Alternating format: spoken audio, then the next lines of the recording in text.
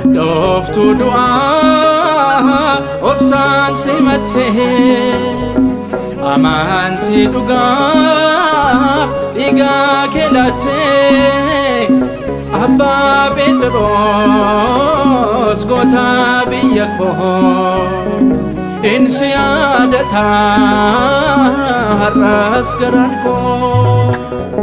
Adoftu du'a obsaan simattee amantii dhugaaf dhiiga kee laattee Abbaa Phexros goota biyya koo insi yaadata har'as garaan koo.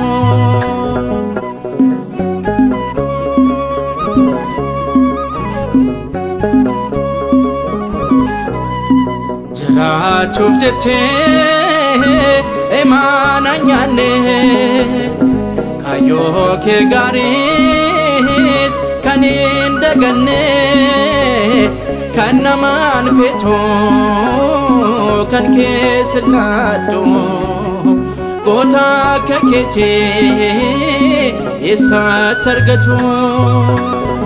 Adoftu du'a obsaan simattee amantii dhugaaf dhiiga kee laattee Abbaa Phexros goota biyya koo insi yaadata har'as garaan koo.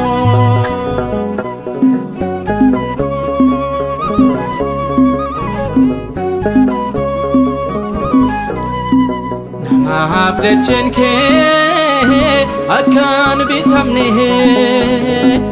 alaga ormaaf akka harkaan laanne maqaa Waaqa kee nataaf boomte taate ati kakuu qabda maaf dagatamta.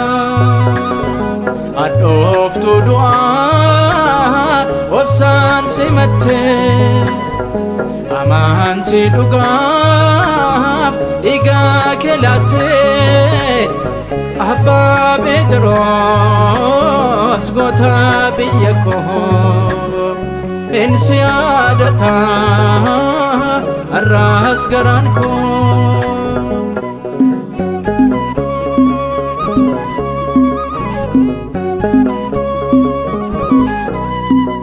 Garsa jechuun si moggaasanii badhaasa gooftaa dursa hawwanii abbaa amantaa kan Itoophiyaa bakkalcha guddaa kan Oromiyaa.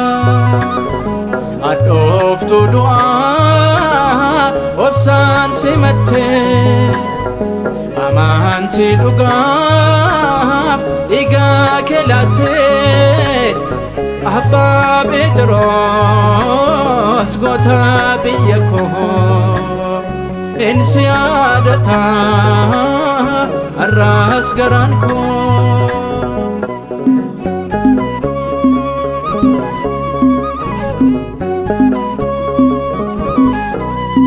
Harkaaf miilli kee aadaan hidhamee kan foon ajjeesu sitti aggamamee ganamachi kee yoo siin jedhaniis xiqiin guutamtee mormitti musee.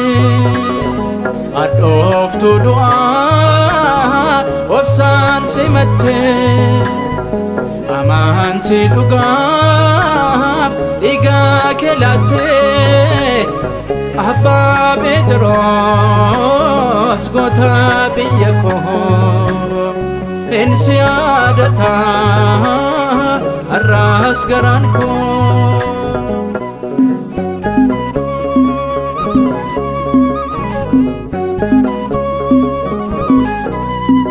Kanaati duuteef indagatamu wareegamni kees yoomuu nafkamu ka'ii Phexros har'as dubbadhu eebba keetiin nu waliin jiraadhu. Adhooftuu du'aa obsaan simattee amantii dhugaaf dhiigaa kee laattee abbaa Phexros goota biyya koo hin si yaadata har'aas garaan koo. Adhooftuu du'aa obsaan simattee amantii dhugaaf dhiigaa kee laattee abbaa Phexros goota biyya koo hin si yaadata har'aas garaan koo.